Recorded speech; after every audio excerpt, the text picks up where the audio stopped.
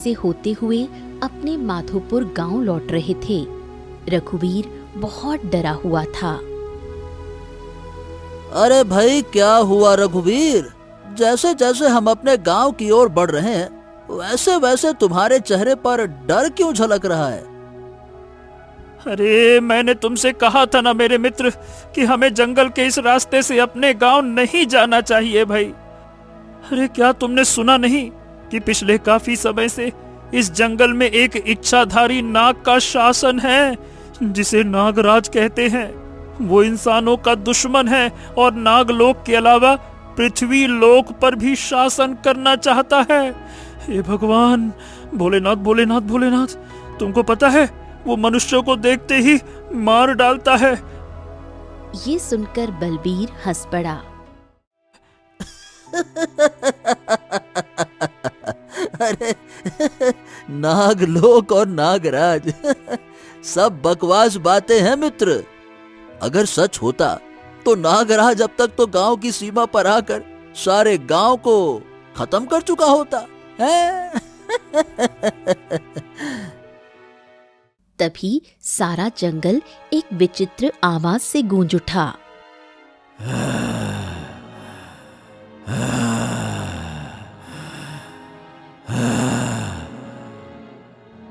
अरे मित्र, ये कैसी आवाज है?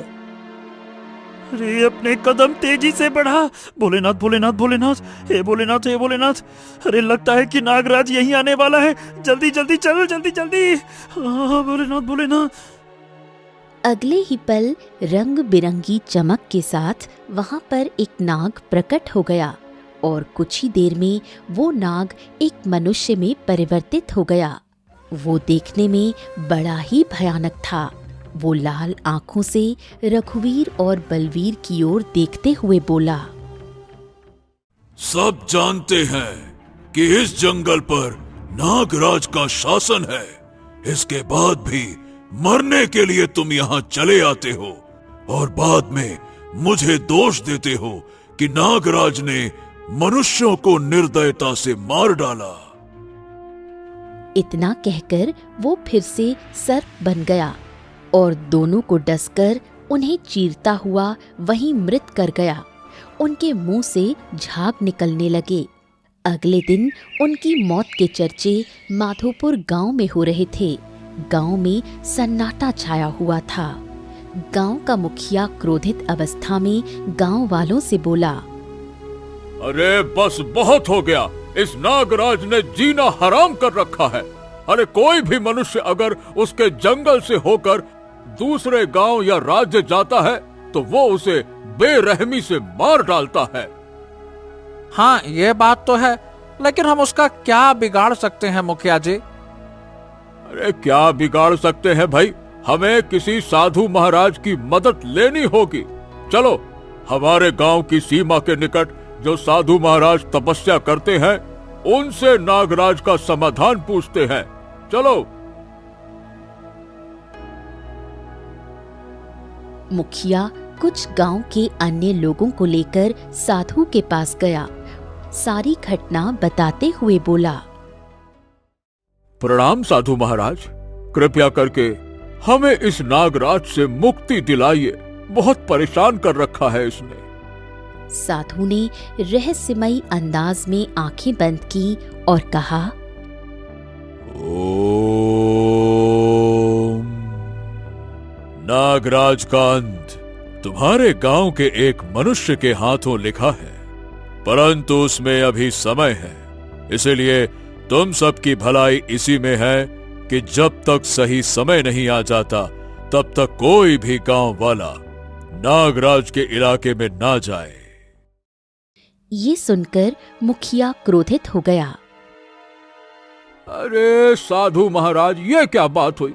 हम तो समस्या का समाधान पूछने आए थे, परंतु आपने तो हमें और ज्यादा मुसीबत में डाल दिया। अरे अब जिसके हाथों नागराज की मौत लिखी है, न जाने वो कितने सालों बाद आएगा हमारे गांव में। हमें पता भी कैसे चलेगा ये भी नहीं पता। चलो चलो भाई वापस। मुखिया क्रोधित होकर गांव वालों को लेकर गांव वापस आ गया। उसी गांव में हरिया नाम का एक गरीब लकड़हारा रहा करता था। उसके परिवार में पत्नी राधा और 10 वर्षीय पुत्री चंपा थी। हरिया अपने घर के आंगन में खामोशी से बैठा था। तभी उसकी पत्नी राधा आई और बोली, ऐसे घर में बैठने से क्या होगा? हमारे घर पर 2 दिन से कुछ भी खाने को नहीं बना। मैं तो भूखी रह सकती हूँ, लेकिन अपनी बच्ची चंपा को भूखा नहीं देख सकती। अरे भाग्यवान, तुम तो जानती हो हमारे जंगल में नागराज इस समय आतंक मचाए हुए हैं। बस उसी की डर की वजह से मैं जंगल लकड़ियां काटने नहीं जा रहा भाई। चाहे जैसे भी हो, कहीं से भी जुगाड़ करके लेकर आओ। क्या मेरे और मेरी पुत्री के नसीब में भूखा मरना ही लिखा है? हरिया की आंखों में आंसू आ गए। चिंता मत करो राधा, ठीक है, मैं गांव से कुछ मदद मांग कर आता हूँ। ये कहकर हरिया चुपचाप घर से बाहर निकला और सीधा मुखिया के पास गया। हरिया मुखिया को सारी घटना बताते हुए बोला, नमस्ते मुखिया जी। मुखिया जी, मेरे घर पर 2 दिन से खाने के लिए कुछ नहीं बना। मेरी पत्नी और मेरी बेटी भूखी है। कृपया कृपया मुझे कुछ अनाज दिलवा दीजिए, बहुत परेशान है। ये सुनकर मुखिया क्रोधित अवस्था में हरिया से बोला, अरे तो क्या तुम इकलौते हो जिसके घर पे खाना नहीं बना? ए हरिया, इस गांव में और भी लकड़हारे हैं जो डर की वजह से जंगल में लकड़ियां काटने नहीं जा रहे। क्या मैंने तुम सबकी मदद करने का ठेका ले रखा है क्या? चले आए मुंह उठाकर, कुछ हुआ नहीं कि चलो मुखिया जी के पास। अरे देख क्या रहा है, चल दफा हो जा यहां से, चल भाग। ये सुनकर हरिया निराश होकर वहां से वापस लौट आया।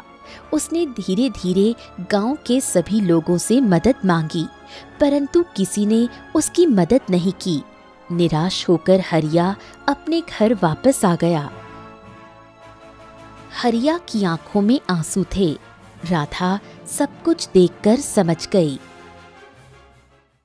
मैं जानती थी कि गरीब की मदद संसार में कोई नहीं करता, पर मदद का दिखावा तो सब करते हैं और केवल बड़ी बड़ी बातें करते हैं। तभी हरिया ने अपनी कुल्हाड़ी उठा ली। कुल्हाड़ी लेकर कहाँ जा रहे हो? जंगल। मत जाओ, तुम खुद तो बता रहे थे कि जंगल में इच्छाधारी नागराज का शासन है और वो मनुष्य को देखते ही मार देता है। अरे तो फिर और क्या करूं राधा, क्या करूं? अगर जंगल नहीं गया तो ये पेट की भूख मार डालेगी। उससे तो अच्छा है कम से कम नागराज के हाथों ही मर जाऊं। कम से कम इस बात की खुशी रहेगी कि अपने परिवार के लिए कोशिश करते हुए मरा। अपने परिवार को भूखा मरते हुए देख नहीं सकता, मैं नहीं देख सकता। मैं आता हूँ। ये कहकर हरिया जंगल की ओर चला गया। जंगल में बड़ा ही विचित्र सन्नाटा छाया हुआ था। हरिया एक वृक्ष के पास जाकर लकड़ियां काटने लगा। तभी उसकी नजर कुछ दूर जमीन पर पड़े एक विचित्र सुनहरे रंग के बीज पर पड़ी। हे भगवान, ये बीज तो बड़ा ही विचित्र लग रहा है। मैंने जमीन पर उगा हुआ ऐसा बीज पहली बार देखा है।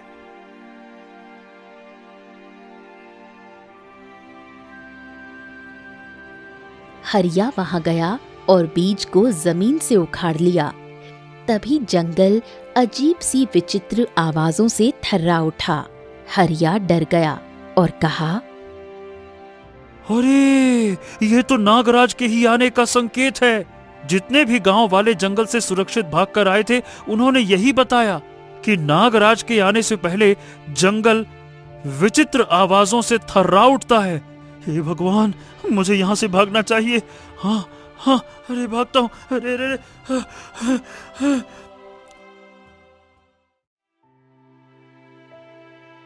हरिया तुरंत बीज लेकर अपने घर की ओर आ गया। लंबी लंबी गहरी सांसें लेने लगा। क्या हुआ?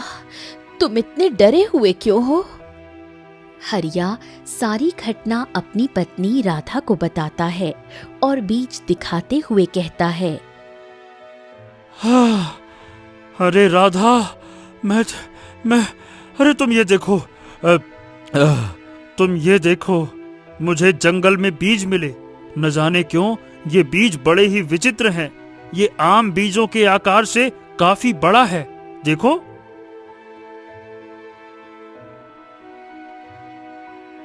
राधा बीज को देखकर बोली, तुम्हें ये बीज जंगल से उठाकर नहीं लाना चाहिए था। देखो राधा, मेरे मन में केवल यही बात थी कि हो सकता है ये बीज बाजार में अच्छे दाम पर बिक जाए और हमारे परिवार के लिए कुछ खाने का इंतजाम हो जाए, बस। राधा गहरी सोच में डूब गई और बोली, इस बीज को अपने घर के आंगन में गाड़ कर देखो। हरिया तैयार हो गया। राधा ने बीज अपने घर के आंगन में गाड़ दिया। अगली सुबह जब राधा और हरिया सोकर उठे तो उनके सामने एक विशाल वृक्ष खड़ा हुआ देखकर वो आश्चर्यचकित रह गए थे। ये वृक्ष तो असाधारण है। विशाल वृक्ष में सोने के फल लटक रहे थे। बीज तो वाकई चमत्कारी था। देखो, हमारे घर पर सोने का वृक्ष उगाया। हम तो धनवान हो गए।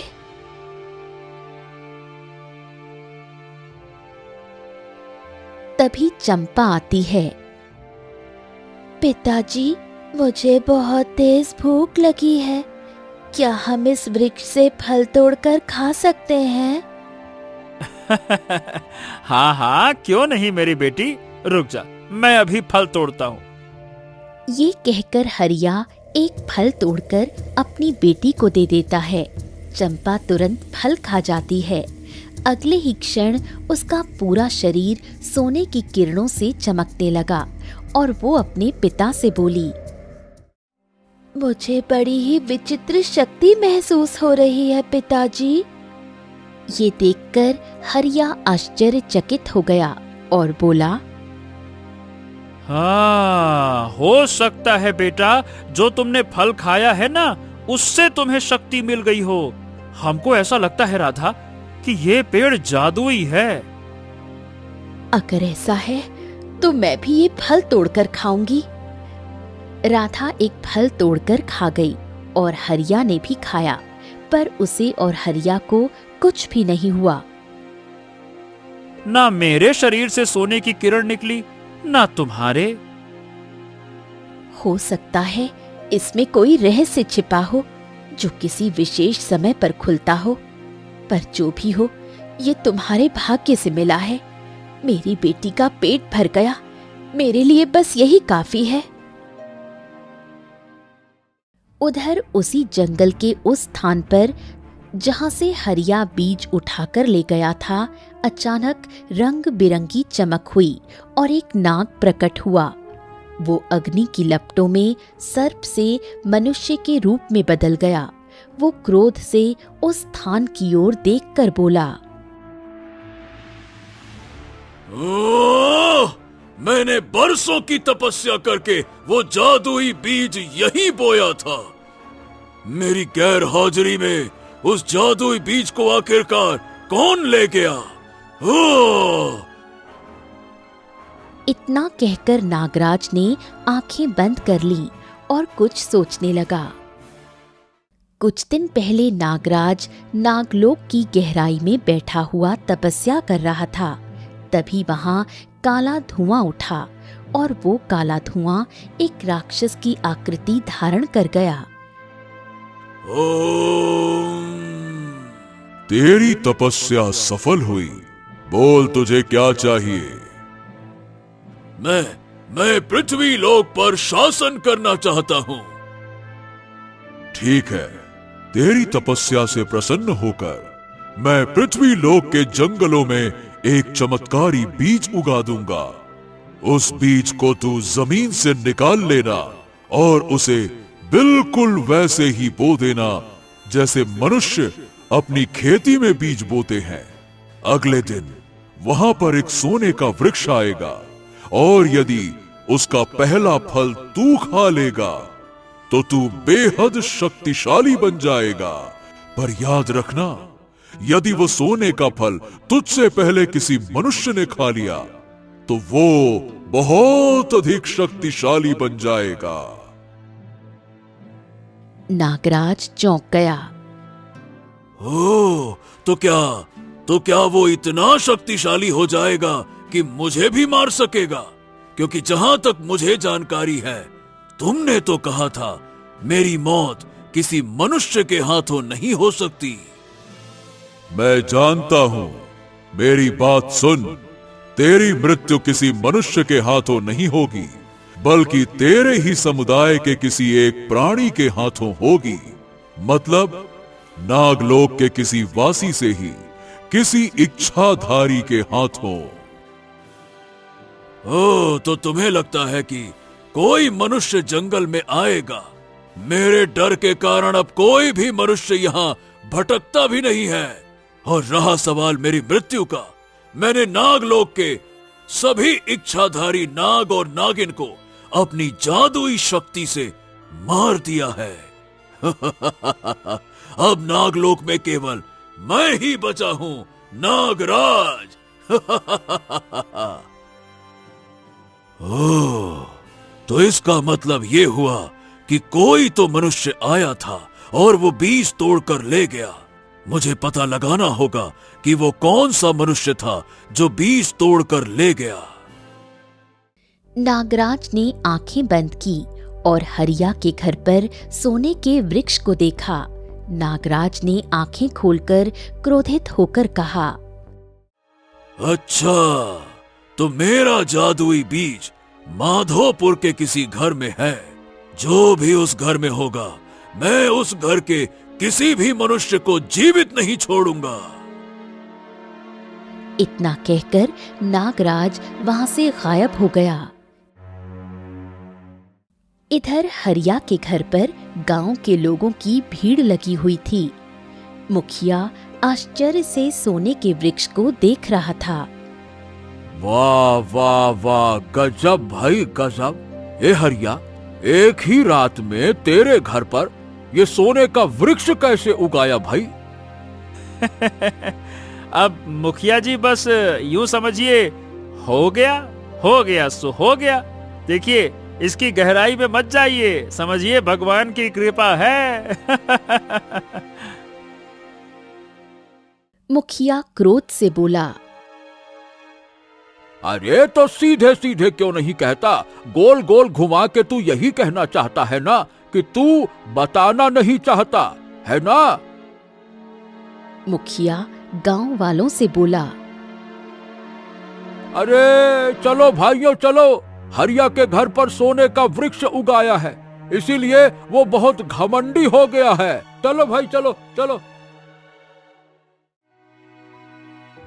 मुखिया गांव वालों को लेकर हरिया के घर से चल पड़ा। इधर गांव की सीमा पर शंभू काका खड़े थे। तभी नागराज प्रकट हुआ और शंभू काका की ओर देखकर बोला, मनुष्य, तुम मुझे शुरू से ही पसंद नहीं आए।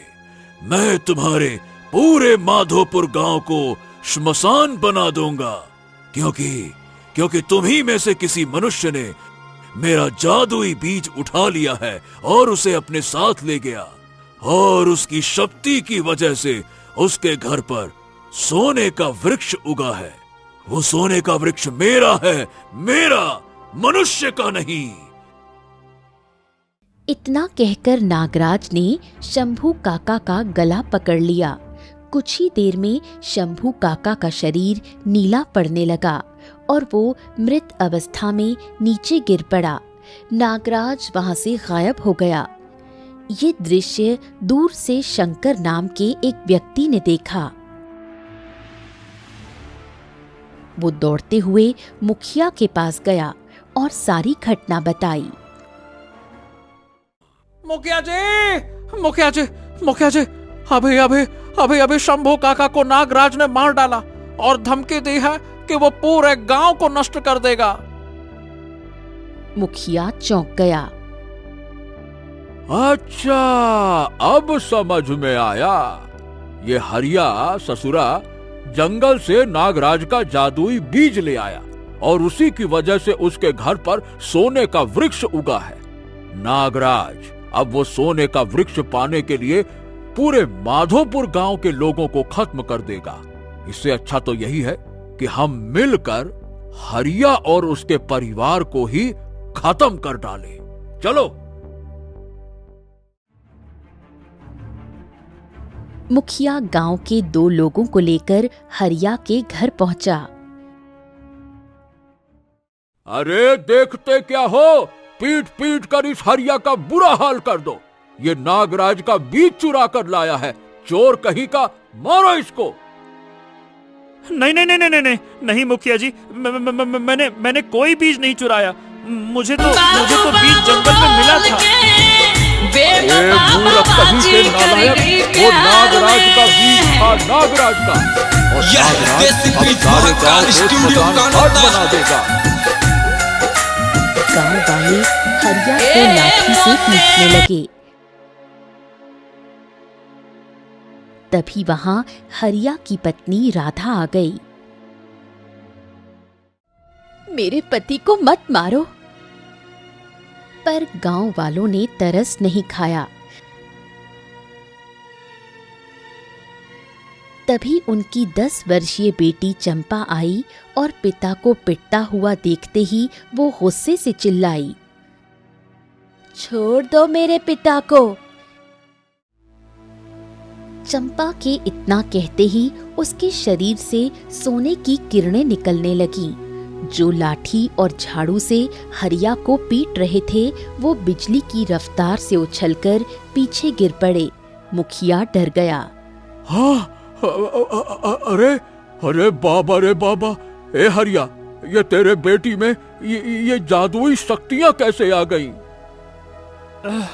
हाँ, कल जब ये सोने का वृक्ष उगा था तो मैंने इसका एक फल अपनी बेटी को खिला दिया था। अरे दादा रे दादा, अरे तुझे क्या जरूरत थी सोने का फल अपनी बेटी को खिलाने की? अरे तो और क्या करता मुखिया जी, आपसे मदद मांगने गया था, पर आपने मेरे मुंह पर कहा कि दफा हो जाए यहाँ से। भूख लगी थी मेरी बिटिया को, तो मैं क्या करता, अपनी बेटी को भूख से मरने देता क्या? अरे कौन से घड़ी में मैंने तुझे दफा होने के लिए कहा था? क्या करूं? काश मैंने तेरी मदद कर दी होती तो आज पूरे गांव पर मुसीबत नहीं आती। चलो सब लोग जल्दी से साधु महाराज के पास चलो।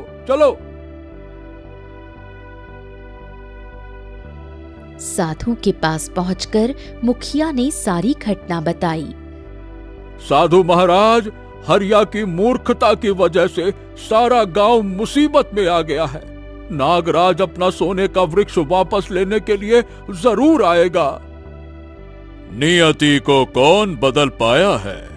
मैं अपने मंत्रों की शक्ति से गांव की सीमा पर एक सुरक्षा घेरा बना दूंगा, जो एक तरह से गांव का सुरक्षा कवच होगा। वैसे वो कवच कुछ वर्षों तक नागराज को गांव की सीमा के अंदर आने से रोके रखेगा। साधु ने मंत्र पढ़ा और गांव की सीमा पर सुरक्षा कवच बन गया। अगले दिन नागराज गांव की सीमा पर प्रकट हुआ, लेकिन जैसे ही नागराज ने गांव की सीमा में कदम रखा, उसके पैर जल उठे और वो पीछे हट गया। वहीं रंग बिरंगी चमक से साधु प्रकट हुआ। ओम, मैंने गांव की सीमा पर सुरक्षा कवच लगा रखा है, इसीलिए तुम चाहकर भी गांव के अंदर प्रवेश नहीं कर सकते। कब तक ये सुरक्षा कवच मुझे रोक के रखेगा? जिस दिन भी कमजोर पड़ेगा उसी दिन मैं गांव के अंदर घुस जाऊंगा और एक एक व्यक्ति को मार डालूंगा। इतना कहकर नागराज वहां से गायब हो गया। साधु मुस्कुराते हुए वहां से चला गया।